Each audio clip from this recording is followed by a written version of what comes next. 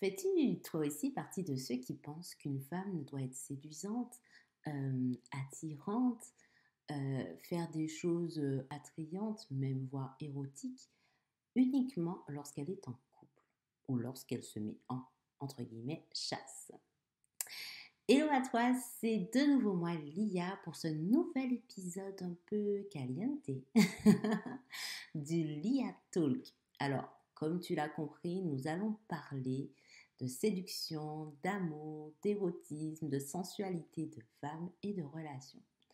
Mais avant toute chose, je t'invite, si ce n'est pas encore fait, à t'abonner à la chaîne sur ta plateforme préférée afin d'être notifié de tout nouvel épisode, mais également de t'abonner au mail privé. Tu trouveras le formulaire sous forme de pop-up en bas de la fenêtre sur mon site, dont tu trouveras les coordonnées dans la description de ce podcast, www.amnevi.com. Et bien entendu, si tu souhaites me suivre sur Instagram, eh bien c'est @lia_renard et pareil sur Facebook by Lia Renard.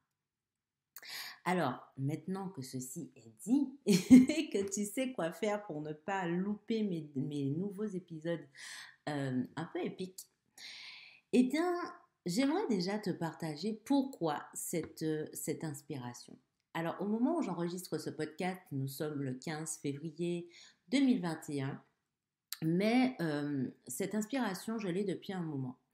Et pour cause, si tu me suis depuis quelque temps, tu as dû voir que je parle beaucoup d'amour, beaucoup de sexualité, d'énergie sexuelle, de sensualité, bref, un domaine qui est rempli, faut le dire. Ok, de tabous, mais aussi beaucoup de croyances, beaucoup de limites.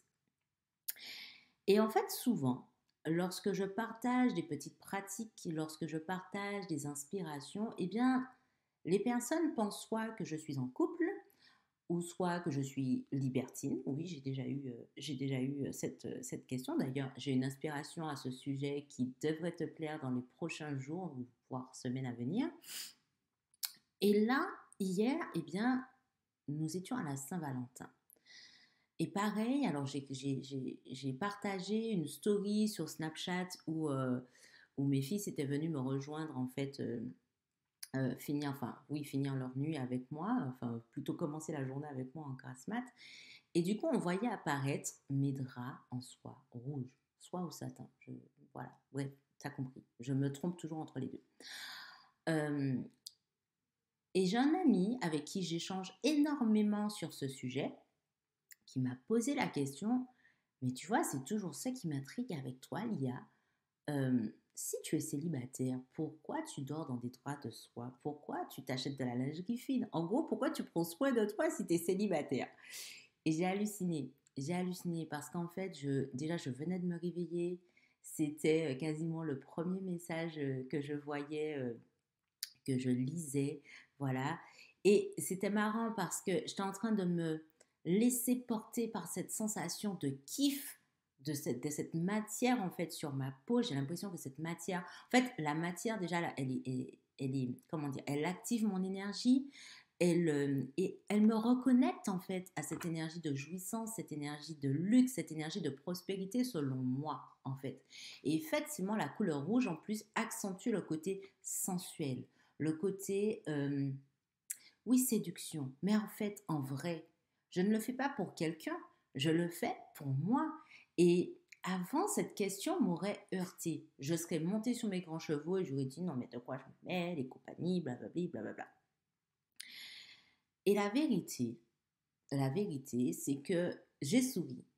J'ai souri et j'ai pris le temps de prendre ma douche, de me réveiller avant de lui répondre, voilà. Et j'étais pleine d'émotions, en fait. J'étais pleine d'émotions parce que cet ami-là, euh, on a l'habitude d'avoir des échanges un peu, pas houleux, mais des échanges un peu épiques. D'ailleurs, il a beaucoup évolué depuis dans ce sens parce qu'il avait une vision de la femme un peu réductrice. Voilà, réductrice. Et ce n'est pas de sa faute, c'est parce qu'il a été élevé comme ça. Mais heureusement, là, je constate que même si il n'adhère pas à tout ce que je fais, mais je vois qu'il ose se remettre en question. Et déjà, ça, pour moi, en fait, c'est déjà un signe de sagesse et de maturité parce que il ose se dire, bon, ben, peut-être que j'ai tort en fait, peut-être que je devrais explorer autre chose. Et du coup, j'ai pris le temps de lui répondre et de lui dire, eh bien ouais, est-ce que tu penses, toi aussi, même si je connaissais la réponse, euh, est-ce que tu fais partie vraiment de ceux qui pensent qu'une femme qui se fait belle et qui est sensuelle, oui, qui se met dans cette énergie de séduction, qui se fait plaisir en fait, limite qui se fasse jouir, est-ce que tu penses que c'est forcément pour attirer quelqu'un ou pour séduire quelqu'un? Voilà. La question était posée. Et en fait, pour lui, c'est clair en fait. Pour lui, comment dire, je lui ai envoyé ça par audio en plus. Je lui ai envoyé ça par audio et, et en fait, il m'a répondu tout naturellement, non, mais je fais partie de ceux qui ont du mal à croire qu'une femme se fasse vraiment belle et sensuelle, en fait, ose être sensuelle simplement pour elle. Et clairement, ça ne m'a pas étonnée, en fait, sa réponse, puisque déjà, je connais le personnage, et de deux, il n'est pas le seul à penser comme ça. D'ailleurs, même certaines femmes pensent comme ça. J'en ai moi-même fait partie. Je pensais sincèrement à une certaine époque que, en fait, quand on est tout seul ou quand on n'a pas d'homme dans sa vie ou de partenaire, quel que soit homme ou femme, euh, eh bien, voilà, ça sert à rien de s'épiler, ça sert à rien de se faire belle, ça sert à rien de se séduire, ça sert à rien de dormir en étant séduisante. Ça ne sert à rien, ça ne servait à rien pour moi, en fait. Et plus je me suis mise, encore une fois, en cheminement vers moi, plus en fait, j'ai appris, j'ai vraiment appris à me séduire. J'ai appris à me faire plaisir, en fait. J'ai appris à m'aimer, à prendre soin de moi. Et c'est marrant parce que paradoxalement, c'est un peu la maladie qui m'y a amené. C'est un peu ça, en fait. C'est un peu la maladie qui m'y a amené puisque justement, eh bien, j'étais dans cette énergie de, comment dire, j'étais dans cette énergie de, ben, je ne valais rien en fait. Pour moi, je ne valais rien. Et du coup, j'attendais énormément des autres qu'ils comblent mes manques. En fait, sans m'en rendre compte, j'étais une dépendante affective. Parce que ça, je l'ai déjà dit. Et pas seulement d'un point de vue sentimental. J'étais dépendante affective bah, à tout niveau, en fait, familial, amical. Enfin, voilà, j'attendais vraiment l'approbation de l'autre. J'attendais que l'autre me dise, ah, mais t'es belle comme ça. Ah, mais tu plais comme ça. Ah, mais c'est ça qui te va. Donc, je me voyais à travers les yeux de l'autre. Et du coup, je m'oubliais. Je m'oubliais puisque, effectivement, ben, j'avais tellement envie d'être aimable, j'avais tellement envie d'être aimée, j'avais tellement envie que l'autre me sauve et me montre la voie, comble mes manques, les vides dans ma vie. Alors je m'accrochais. Je m'accrochais et c'est là qu'effectivement, ben, j'ai pu constater que parfois j'ai bafoué mon propre consentement. Et encore une fois, je ne parle pas seulement de relations sexuelles, c'est-à-dire que je disais des oui pour certaines choses, à certains amis pour faire certaines choses, et au final, c'était des non en fait à moi-même. Donc ça englobe tout, ça englobe vraiment tout. Mais revenons au côté séduction. Revenons vraiment à ce côté séduction. Plus j'ai appris justement à me dire des vrais oui, et donc dire aux autres des vrais oui, puis comment dire, plus j'ai appris à me réconcilier avec l'amour, à voir que ce n'était pas l'amour le problème en fait, à me remettre en question, à me poser des questions par rapport à mon rôle de femme, à ma place de femme, à ce qu'est une femme pour moi, parce qu'on m'avait appris, pas ce que l'on me disait, mais moi-même en fait. Qui suis-je en tant que femme? Et c'est quoi une femme pour moi? C'est quoi la séduction pour moi? C'est quoi l'érotisme pour moi? C'est quoi la sensualité pour moi? C'est quoi le plaisir pour moi? Plus j'ai commencé à me poser des questions de ce type, plus j'ai appris par l'expérience en fait, parfois dans la douleur, parfois dans la douceur, que eh bien, j'étais la personne sur qui je pouvais compter avant tout. J'étais la personne qui était la seule capable de m'aimer, de m'accepter entièrement, entre guillemets, enfin pas la seule capable, la première, voilà, la première, qu'il est important que je sois la première à m'aimer, m'accepter, m'honorer, me choisir, et choisir de me procurer du plaisir, de me faire jouir, eh bien, c'est comme ça que j'ai mis en place, inconsciemment, sans y mettre de nom au début, mais plus j'apprenais en fait à le faire, et mieux je comprenais ce que c'était, ben, j'ai commencé à créer mes méthodes self. Donc self-amour, self-love, self-érotisme, self, plaisir, je me faisais jouir. Enfin voilà, c'était vraiment une période de ma vie très charnière. Et la magie des choses, c'est que plus je le faisais, sans arrière-pensée, sans le faire dans le but de plaire à quelqu'un, sans le faire dans le but que l'on me remarque, mais simplement parce que je voyais ce que ça me procurait comme bénéfice dans ma vie, je voyais à quel point ça nourrissait ma vibration en fait, eh bien j'ai constaté que mon environnement a changé, que mes relations avec les autres, encore une fois, peu importe le domaine, eh bien a changé. Et là, c'est là que j'ai commencé à valoriser le fait de d'abord commencer par soi, y compris dans les relations d'amour, dans les relations de séduction, dans les relations, oui, dans les relations de plaisir en fait. C'est comme ça que j'étais la personne qui ne faisait pas attention à ses sous-vêtements. Aujourd'hui, eh bien, chaque mois, je fais en sorte de m'acheter au moins un petit sous-vêtement par-ci, un petit vêtement par-là. Enfin, je commence d'abord à me faire plaisir. Et c'est un plaisir pour moi de choisir ma lingerie. C'est un plaisir pour moi de m'acheter des draps dans lesquels je me sens vraiment bien, confortable, mais aussi qui m'amène cet élan de sensualité. La sensualité est devenue une énergie très solennelle, j'ai envie de dire, dans ma vie. Me séduire, me faire des fleurs, sans jeu de mots, me faire des fleurs, voilà, m'envoyer parfois des fleurs. Oui, je commande un bouquet, je me le fais livrer. M'écrire des lettres d'amour, me faire des bains de prospérité, des bains d'érotisme aussi, des automassages, me faire jouir, enfin, m'apporter, enfin, m'apporter ce que j'avais tendance à chercher à l'extérieur de moi. Et punaise, ce dont je me rends compte en fait, c'est que plus je le fais, moins j'en attends des autres. Et du coup, mes relations, je suis quand même humaine, hein, donc à certains moments, je me surprends en train de me dire, ah, t'es dans une attente là. Et c'est ok, c'est complètement ok, je suis humaine, je suis pas... Voilà. Mais en tout cas, c'est beaucoup moins fréquent qu'avant.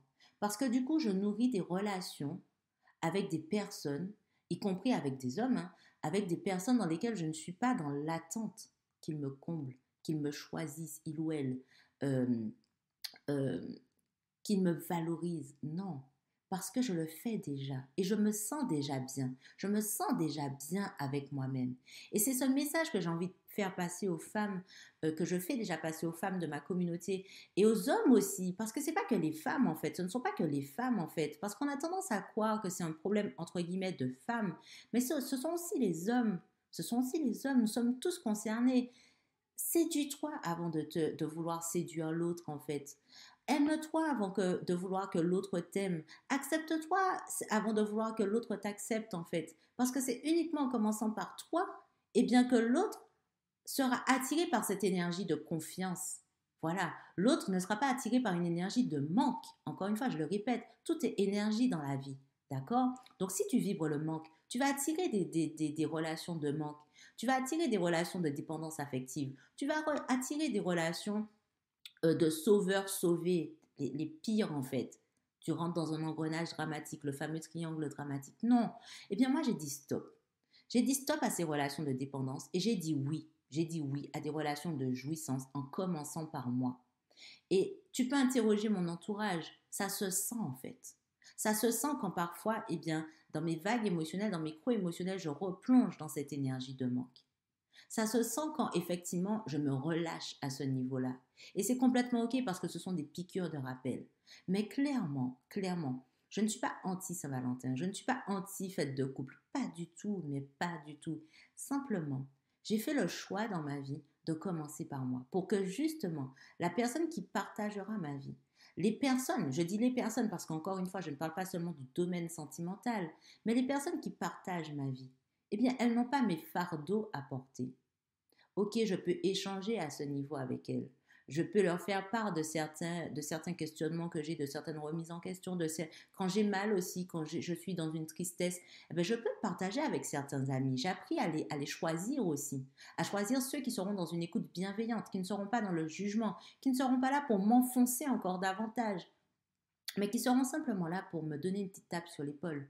Je suis simplement là si tu as besoin. Mais juste ça, quoi. Juste ça. Mais je ne vais pas porter ton fardeau à ta place. Je ne vais pas résoudre le problème à ta place. Eh bien, tu vois ça. Les méthodes self que j'ai mises au point, Ma méthode de self-care, justement, en termes d'érotisme, en termes de séduction, en termes d'amour, eh bien, elle découle de ce constat. Je te le répète, je ne te parle, je ne te transmets uniquement que ce que j'ai moi-même expérimenté. Et donc, cet ami, c'est exactement tout ce que j'ai partagé avec lui. Oui, je me séduis. Oui, je me fais jouir. Oui, je m'invite. Oui, je m'auto-kiffe. Oui, je m'aime. Oui, je m'aime. Et d'un amour vrai. Et quand je dis d'un amour vrai, je te l'ai déjà dit dans un précédent audio, c'est-à-dire avec le bon, comme avec le moins bon. Avec ces jours où je ne me trouve pas forcément belle dans le miroir. Mais ça ne m'empêche pas de m'aimer. Je sais que c'est un jour sans, en fait. Et ça, c'est complètement et sereinement OK. Donc, clairement, clairement, je fais de la place à l'autre quand je m'honore, quand je me respecte, quand je m'accepte et quand je m'aime. Et je lui fais une place qui, selon moi, dans ce que j'ai pu expérimenter, est beaucoup plus saine à la fois pour lui, pour elle aussi, comme pour moi. Parce que notre relation n'est pas une relation basée sur le manque. C'est une relation basée sur la construction, sur l'échange, sur la jouissance aussi.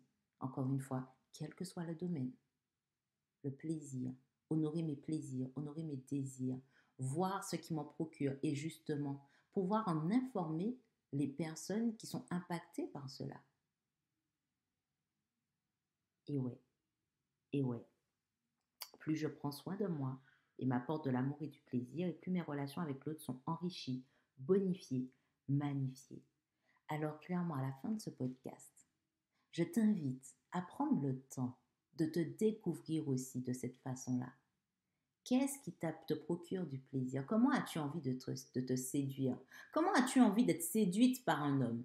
Voilà, c'est ça la vraie question, c'est si tu devais être séduite par quelqu'un, comment voudrais-tu que ce soit? Et du coup, eh bien, la façon dont tu voudrais être séduite par quelqu'un, eh bien, séduis-toi de cette façon. Moi, c'est exactement comme ça que j'ai fait. Je rêvais de dîner aux chandelles. Je rêvais de lettres d'amour. Bon, lettres d'amour, on est d'accord, voilà. En tout cas, des mots comme ça à la volée. Quand je dis lettres d'amour, ce sont vraiment des mots à la volée, en fait. Des attentions. Pour moi, ce sont des lettres d'amour, des attentions. Je rêvais comment dire, comment dire, d'exploration érotique. Je rêvais, enfin bref, je rêvais de plein de choses. Eh bien, j'ai commencé à me faire des dîners aux chandelles. J'ai commencé à m'offrir de la lingerie. C'est-à-dire, quand je vais dans le magasin, je demande à mettre dans un papier cadeau. Voilà, ou je fais mon propre papier cadeau toute seule. Je crée une cérémonie autour de ce déballage de lingerie. Je me suis acheté des draps de soie. Je n'ai pas attendu d'être en couple ou en relation pour m'offrir des draps de soie. Je prends soin de moi, je me fais des bains, je me fais des douches, je m'automasse en fait. Je m'automasse. Et bien entendu, je me masturbe. Ok. Et ça, c'est aussi une pratique que je peux faire avec un homme. Donc, tout ça pour te dire que prends le temps, séduis-toi, aime-toi, accepte-toi. Fais-toi tout ce que tu voudrais que l'on te fasse. Commence par toi. Voilà la clé de l'épanouissement. Voilà la clé de la jouissance. En tout cas, dans ma perception des choses, dans mon processus de sublimation, voilà ce que j'ai découvert et que j'avais envie de partager ce matin avec toi. Et bien entendu, si tu as des questions, si tu as des retours par rapport à ce que toi-même tu as déjà mis en place, si tu veux nous faire un petit retour de ce que tu as vécu à travers ces méthodes le self-love, le self-érotisme, la self-séduction, bref, tu l'as compris, eh bien, dis-nous tout en commentaire. Je me ferai un plaisir également de te répondre. Je te souhaite une belle journée ou une belle soirée selon le moment où tu m'écouteras et je te retrouve très rapidement dans un nouvel épisode. Prends soin de toi.